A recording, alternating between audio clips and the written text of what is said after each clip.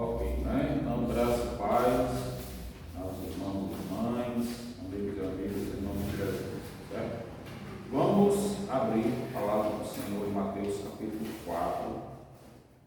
Vamos começar a estudar hoje sobre o jejum, né?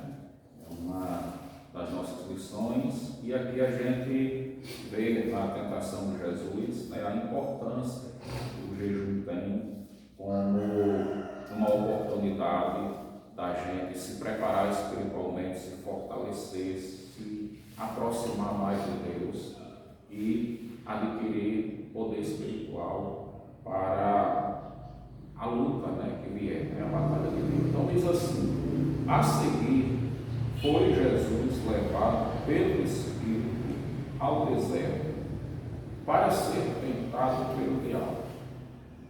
E depois de jejuar 40 dias e 40 noites, teve fome.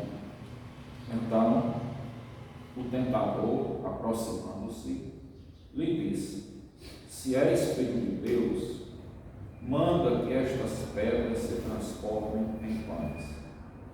Jesus, porém, respondeu: está escrito, não só de pão viverá o homem, mas de toda palavra que procede da boca de Deus.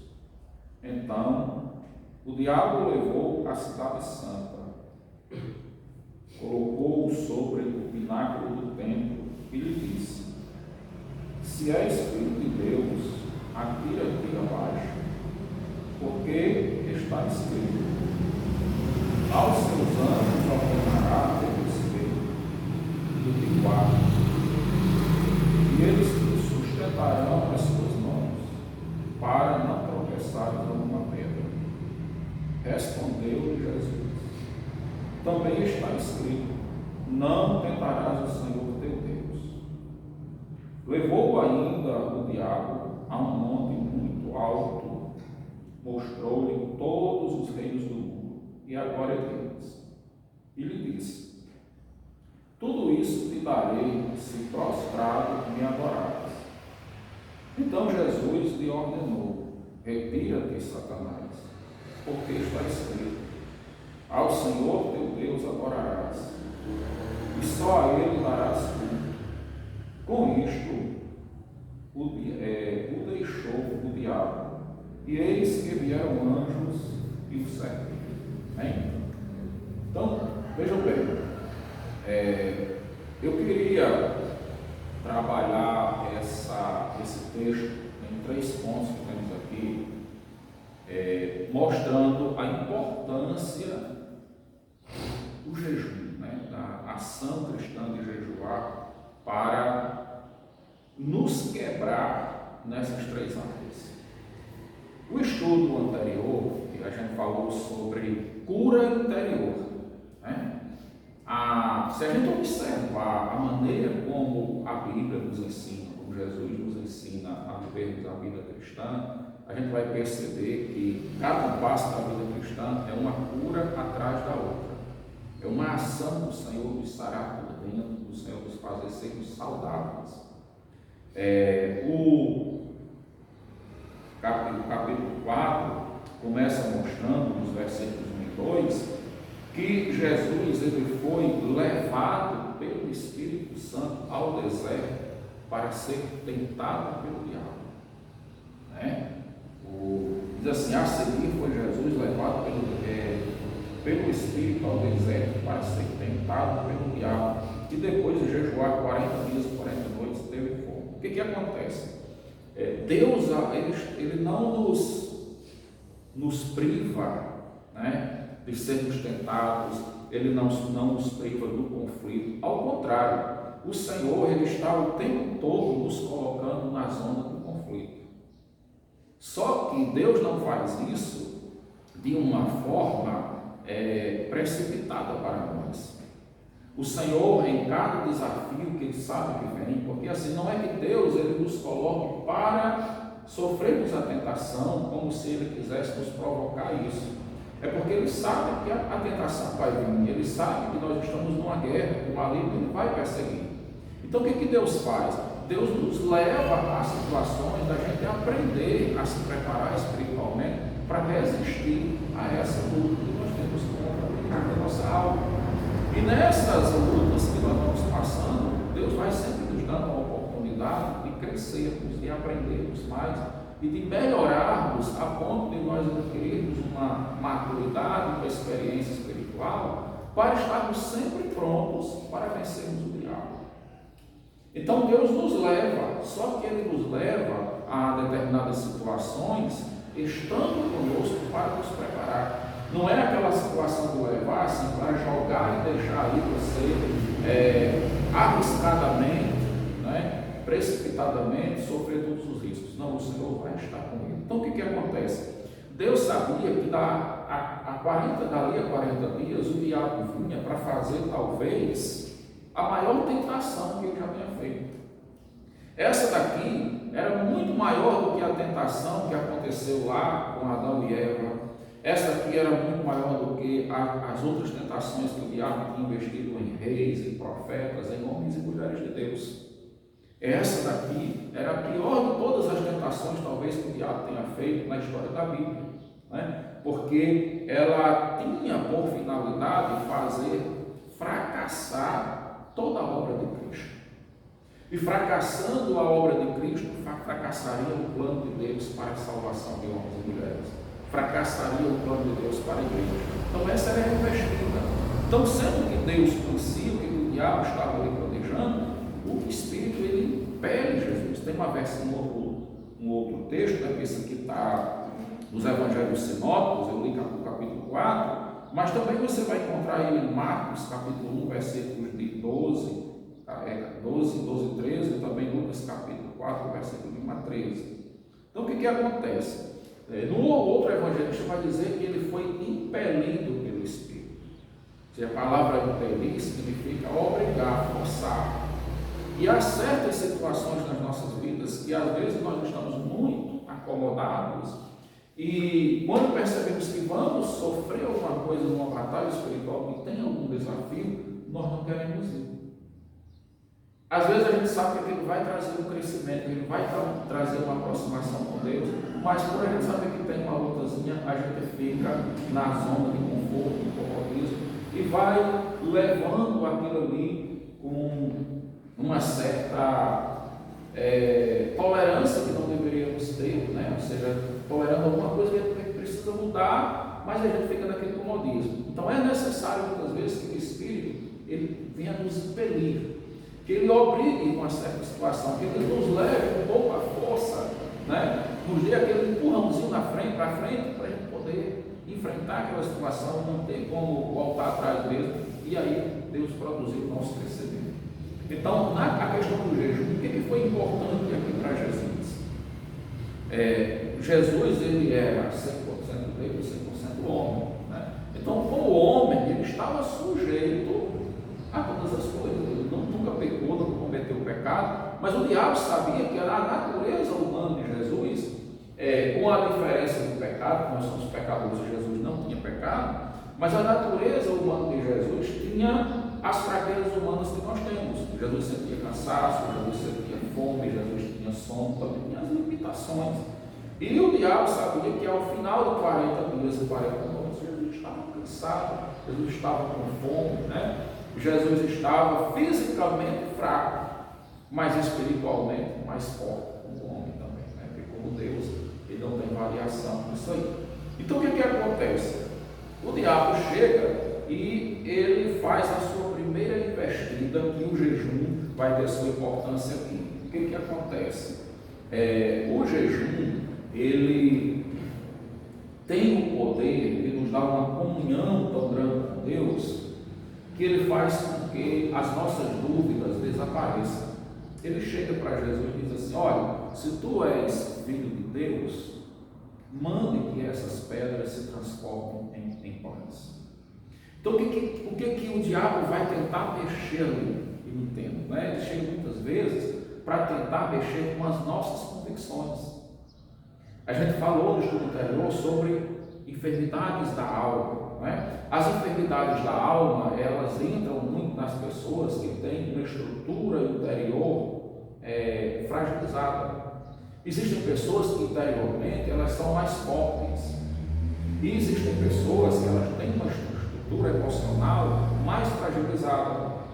E o diabo vai testar isso nas nossas vidas. Quando nós somos mais sensíveis, a gente se ofende com tudo no mundo, a gente dá importância para tantos detalhes, o diabo vê aí uma porta gigante, um portal aberto para ele nos atingir, né? E jogar todas as suas setas como se fossem várias bombas e fazer várias feridas de uma vez só. E muitas vezes a gente está tão assim sensível por causa da nossa carnalidade. É o nosso ego, o nosso lado humano que está ali a todo vapor. E quando nós entramos na oração e passamos a viver uma comunhão maior com Deus, esse lado mais humano, né, da natureza mais humana, do nosso ego, do nosso ser, do nosso eu, ele é quebrado para que se destaque o ser de Deus em nós. Então você imagine se hoje o diabo chegasse para muitos pregadores, né, para muitas pessoas aí com a fama de ungir, de pessoas cheias do poder de Deus aí, e dissesse: olha, se você é filho de Deus, faça aí um milagre. Como é que muitas pessoas reagiriam? Será que eles iam resistir a essa tentação de dizer para o diabo que eles não precisavam fazer um milagre para provarem que era filho de Deus? A gente não precisa fazer um milagre para provar que é filho de Deus. A gente não precisa ver um fogo, um anjo pendurado ali. A gente não precisa nada além de crer em Jesus como Senhor e Salvador da nossa vida e obedecer a sua palavra. Porque ele diz que os filhos são aqueles que têm recebido e guardam os seus mandamentos. Mas o diabo queria que Jesus fosse tentado nesse sentido, que Jesus despertasse do seu ego algum sentimento de querer mostrar, de querer provar para Satanás, de querer provar que ele era filho de Deus. E quantas vezes, meus irmãos, a gente se depara com situações assim, o diabo vem mexer com o nosso sentimento, o nosso ego. Vocês estão entendendo o que eu quero dizer? Né? Aquela necessidade de querer mostrar, de querer aparecer, e a gente não precisa disso. A gente não precisa querer provar nada para ninguém, porque Deus conhece a nossa vida. A gente só precisa viver a comunhão com o Senhor. Quando você vive, você é. Você tem essência, você é de fato. Quando a gente às vezes quer ser, é algo que nós não alcançamos ainda, né? Então ele chega e diz assim: olha, se tu és filho de Deus, manda que estas pedras se transformem em pães. Então o diabo ele também poderia fazer um milagre, quem sabe até transformar a pedra em pão, mas não, ele vai induzir Jesus a fazer, né? Ele diz: mande o Senhor, faça. E as tentações, a gente precisa entender que uma das características da tentação é que o diabo ele não nos obriga a fazer, não tem o poder de nos obrigar. Ele não vai chegar para você e obrigar você a usar droga, ele não vai obrigar você a usar um gole de bebida alcoólica, um cigarro, você fazer uma mentira, você fazer um roubo, você fazer uma coisa. Ele não vai obrigar você a fazer, mas ele vai sugerir. Ele vai usar pessoas que vão te oferecer aquilo ali. Ele vai criar situações sociais que você vai se encontrar num grupinho. De repente vai ter um grupinho ali, que nem é o seu grupo comum de amigos, as pessoas que você costuma ir, mas de repente ele vai trazer aquele grupinho ali, você vai se sentir cercado. E essas sugestões elas vão vir, né? E aí alguém diz assim: olha, você precisa fazer para você ser aceito do grupo, para você fazer parte do grupo. Então, se você tem uma carência emocional, que você precisa de fazer alguma coisa para ter a aceitação dos outros, se você não é aquela pessoa que sabe ser você, que tem uma identidade bem construída, você cai. Porque você quer agradar alguém, você tem que fazer uma coisa para mostrar para alguém. Agora, quando você tem uma identidade bem construída, você não precisa disso aí, não precisa fazer nada. Se alguém quer ser meu amigo me respeitando como eu sou, vai ser meu amigo. Se eu tenho que fazer uma coisa errada para ser seu amigo, você não serve para ser meu amigo, seu grupo não dá para mim, né? Então você tem que aprender a ser você.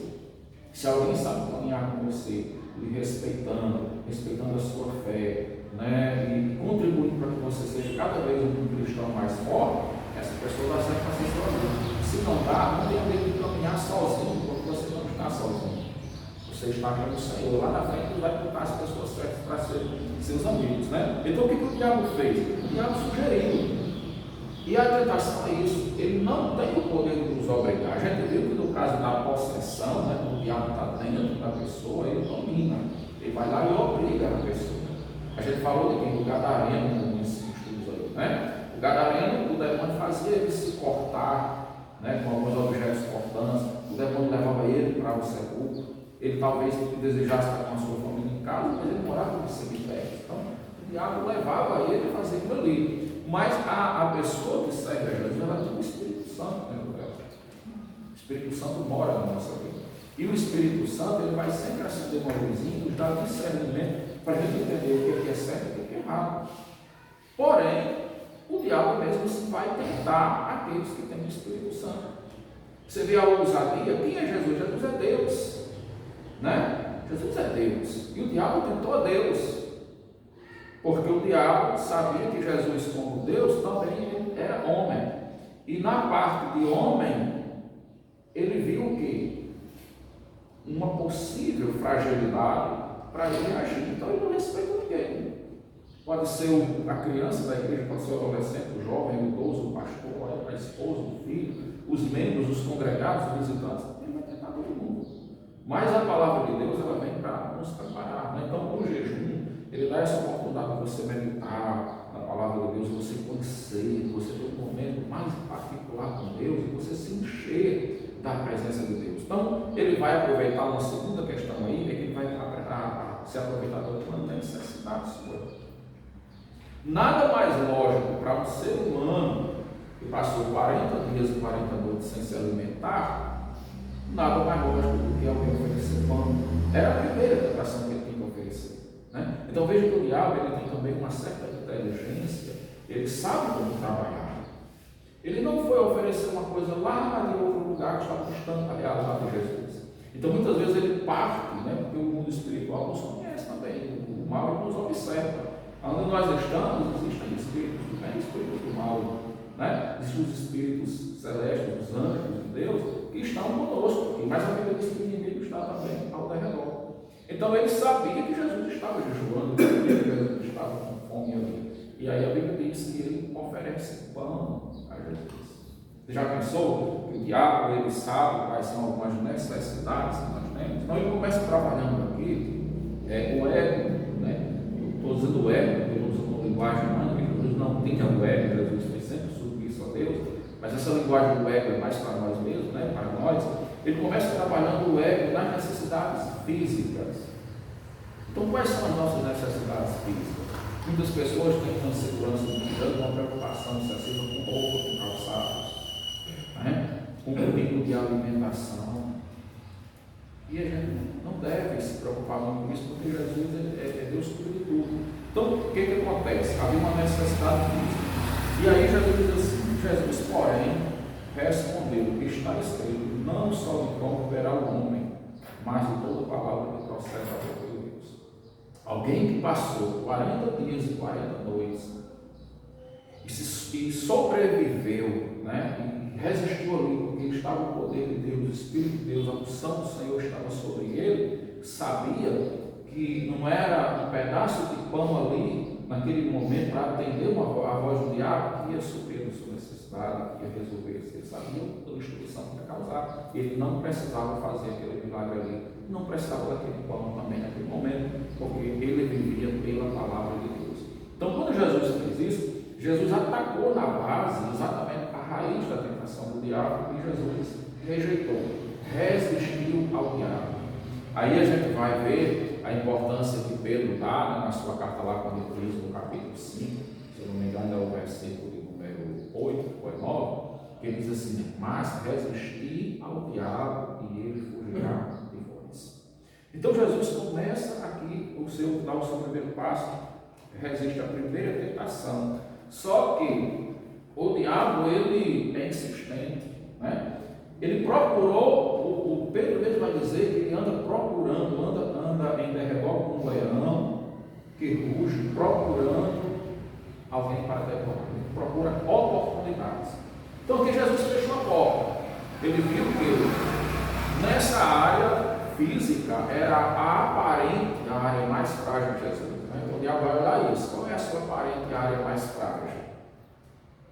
Qual é a área que aparenta está mais evidente a fraqueza? Para quem estava jejuando, é mais evidente que seja fome, mas ele não tem uma oportunidade aí. Então o que ele faz?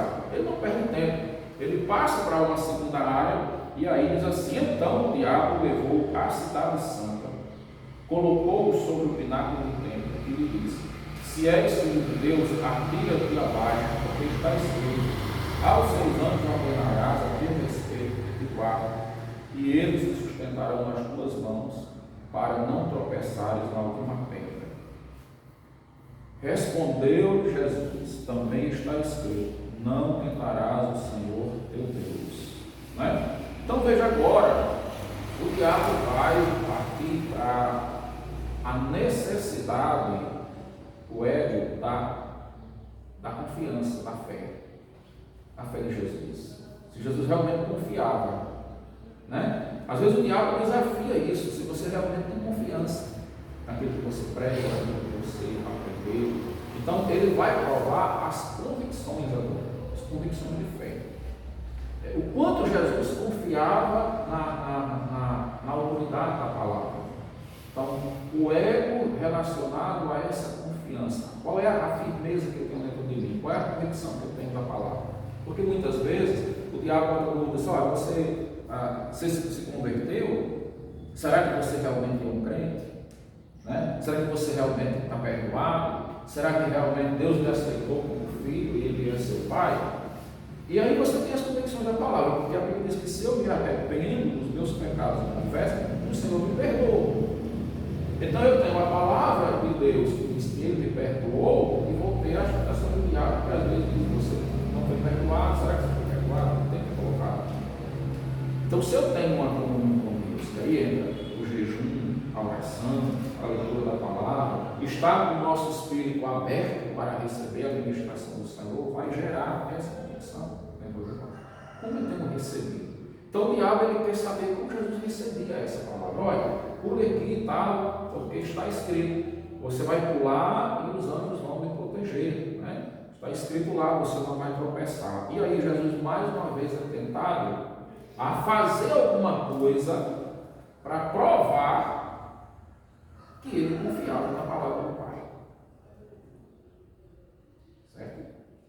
Será que certas tentações não vêm assim, às vezes, para alguns crentes? Né? Você é desafiado a fazer alguma coisa para alguém, ou para a sociedade, para você provar que você é um crente. Jesus, ele observa mais uma vez a questão que o diabo ele não empurra Jesus, não joga Jesus de lá, coloca Jesus lá acima. Mas ele não força, ele vai induzir Jesus a fazer. Né? A gente está relacionando isso com essa questão da cura da alma. O diabo, ele não vai nos obrigar, mais uma vez dizendo isso, não vai forçar você a pegar a sua mão e fazer a coisa errada. Ele vai trabalhar na mente, tentando convencer você.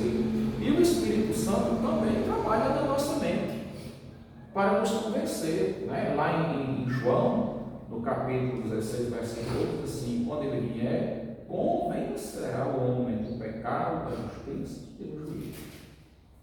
Então lembre-se que para cada investida do diabo, o Espírito Santo deixou uma palavra que nos convence a resistir. Jesus mais uma vez resiste o diabo aqui. E ele resiste como? Sempre usando a palavra. E aí a gente vai ter que sempre usar a palavra. Para cada pensamento errado, tem um pensamento bíblico. Para cada ação errada que o diabo ele sugere, tem uma ação bíblica para ser feita. E aí, se eu não conheço aquela ação bíblica, se eu não estou cheio daquela ação bíblica, se eu não conheço aquele versículo, meu pensamento não está cheio dele, eu estou vulnerável. Mas Jesus conhecia a palavra e disse assim: respondeu-lhe Jesus: também está escrito, não tentarás o Senhor teu Deus. Então a tentação aqui agora era quem? A Deus. Lá ele diz assim: não só de pão o homem viverá, mas de toda palavra que procede da boca de Deus. A dependência da palavra de Deus. Agora ele testa essa autoridade da palavra. E aí, você realmente crê? A palavra diz: não tentarás o Senhor teu Deus. Deus, Ele nos livra, Ele nos dá livramento, meus irmãos, quando nós precisamos de livramento. Agora, se você sabe que em determinado lugar, você vem aqui, né, numa rua, aí alguém diz assim, olha, está tendo tiroteio ali na esquina, não vá por ali não, está tendo alguma coisa, né, alguma coisa ali que corre risco para você. Aí você diz assim, não, eu vou. Você está tentando Deus. Porque o livramento de Deus já veio para você, que você foi avisado, Deus já fez a parte dele. Você já foi orientado, você já foi direcionado por Deus a procurar uma outra forma, a ir por um outro lugar, a ter uma saída. Se você mesmo assim vai e lhe acontece algo, aí não vai assim, você não vai ter a razão para dizer, mas Deus disse que me dá o livramento, e eu vim aqui e caí nessa, né? Tem uma história que o pessoal conta, é uma palavra assim, e para a gente refletir, certo? Que um certo irmão estava num banho de mar, e aí o barquinho dele afundou, o lanche dele afundou, tal, e ele foi conduzido assim, e aí ficou numa pedra, e foi orar para Jesus, né, para que Deus mandasse, Deus fizesse um milagre lá e desse um livramento, porque ele estava num lugar bem deserto. E aí alguém chegou, viu ele lá, encostou o outro barco e disse assim, olha, eu vim para salvar você, né? Suba aqui e vim levar você. E ele disse, não quero ir não. Aí ficou, Deus, eu estou esperando o livramento do Senhor. Depois chegou outra pessoa, chegou um terceiro, todos foram lá, e o cara rejeitou tudo, depois o mar pegou lá e ele morreu. Quando chegou lá no céu, foi reclamar com Deus, mas Deus, eu pedi tanto para o Senhor me dar livramento. Cada vez que você pediu, eu mandei alguém lá. Você não quis, né? Agora, o cara às vezes pensava que Deus ia descer diretamente, Deus manda um anjo, né? Parece que a história diz. Aí quando manda um anjo lá, diz, olha, eu sou um anjo, está aqui com aquelas asas brancas, agora eu vou tirar você. Então a gente precisa entender o agir de Deus também na nossa vida, né? Não querer impor as coisas a Deus do nosso jeito. Então Jesus vai e diz assim, olha, não tentarás o Senhor teu Deus. Quantas pessoas estão, às vezes, passando alguma luta, que Deus faz parte do processo pedagógico de Deus na nossa vida, de nos ensinar a quebrarmos mais o nosso ego, a termos comunhão com Deus. Deus, eu não aceito isso, eu não quero isso, né? Não aceito não. Então começa muitas vezes a querer confrontar Deus. Está cheio hoje dessa doutrina por aí, né? Mas Deus é soberano. A gente tem que pedir a Deus que nos dê a graça de compreender o seu projeto, o seu plano na nossa vida, e nós abraçarmos a vontade de Deus. Se estamos sendo provados, vamos aceitar a aprovação, pedir a Ele que dê força para a gente superar na aprovação. E aí o que acontece? Com isso, o diabo também, ele não teve chance, mas ele vai procurar uma outra brecha, né? Ele não está em derredor, circulando. Então é como aquela raposa que está ao redor da gaiola, do chiqueiro ali, onde tem uma certa árvore lá, e ele vai procurar uma brechinha, né? Se não tem um lado, ele vai circular pelo outro lado. E aí diz assim, no versículo 9, levou ainda, né? Esse ainda vai mostrar o quê? A persistência do diabo nas suas tentações. Ele está todos os dias aí, né? Levou ainda, então mostra a sucessão de várias tentações, aqui a terceira no caso, versículo 8, né? Levou ainda o diabo a um monte muito alto, mostrou todos os reinos do mundo e a glória deles. E lhe disse, tudo isto te darei, se prostrado me adorares. Então Jesus lhe ordenou, retira-te, Satanás, porque está escrito, ao Senhor teu Deus adorarás, e só a Ele darás culto. Veja bem, primeira coisa, o diabo tentou Jesus com a necessidade material, a necessidade física. Depois ele tenta Jesus com respeito às convicções que Jesus tinha da palavra de Deus. No terceiro ponto, o diabo vai mostrar a glória do mundo, as riquezas do mundo. E aí essas riquezas do mundo, elas vão envolver tanto a necessidade física, ele vai satisfazer, ele junta, né? A necessidade física, como aquelas necessidades do orgulho do ser humano, do ego. Ele tenta aqui oferecer a Jesus uma vantagem de Jesus aparecer. Jesus já era rei dos reis, Senhor dos senhores, é Deus, tinha toda a glória, mas ele mostra as glórias supérfluas do mundo, que é o que ele tem, né? Ele assim, mostrou as glórias deste mundo e disse: tudo isso que darei se prostrado me adorares. Então a investida final do diabo é produzir adoradores, é produzir servos e servos dele. Muitas pessoas estão hoje para poder adquirir fama, né? Não é Bíblia. Então a pessoa vai lá, quer fazer sucesso, quer ser uma pessoa do destaque, né? Um empresário, ou um ator, ou qualquer outra profissão, lá faz parte do diabo para indicar: será que o diabo faz isso mesmo? Ele dá a alma para o diabo.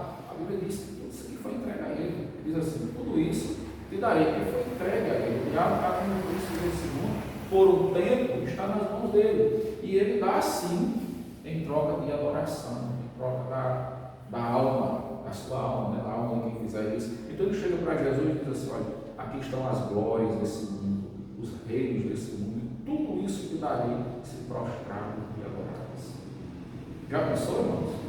Pessoa que às vezes não tem aquela fé de esperar no Senhor, está passando por uma provação, está na luta, e alguém chega com uma coisa vantajosa nesse mundo, mas para que a pessoa tenha aquela coisa vantajosa ali, ela claramente vai ter que fazer algo que profana as coisas de Deus, que nega a Deus, que rejeita Deus e que faz aquela pessoa criar um vínculo espiritual de adoração com o diabo. Isso é real na vida de muitas pessoas, muitos artistas aí, muita gente que está na televisão, que acha que está brindando, né? Então, seguindo esse caminho. E o diabo levou essa tentação para Jesus, e não é de admirar que ele traga para qualquer um de nós. Então nós devemos também avaliar certas oportunidades, né, certas coisas que às vezes são vantajosas no trabalho, né, de alguma coisa que pode vir com uma sugestão de mudar a nossa vida, aquilo que eu esperava, aquilo que eu às vezes até tinha pedido a Deus. O diabo pode intervir lá no meio, trazer algo parecido, fazer a gente pensar que é o momento de Deus, que é a coisa de Deus, e não sei ainda, né? Então a gente tem que também se policiar nessa questão. Então eu entendo que o jejum preparou Jesus aqui para aquele momento de ele discernir, porque para cada investida que o diabo vai fazer, Jesus tinha uma palavra já e Jesus vai com a palavra de Deus ali em volta, né? Então ele diz assim: então Jesus lhe ordenou: retira-te, Satanás. Essa palavra de Jesus aqui parece ser o fim mesmo, né? E Jesus parece que ele diz assim: retira-te. Ele estava até já dizendo que já não era mais esse diabo, não tinha mais até onde ir, até porque não tinha mais, ele foi até o limite mais alto das tentações. Porque nessa tentação aqui, ele tentou Jesus a renunciar a Deus, a negar o Pai. E quando o diabo chega num nível que tenta a pessoa a negar a Deus, não tem mais para onde ele ir, né?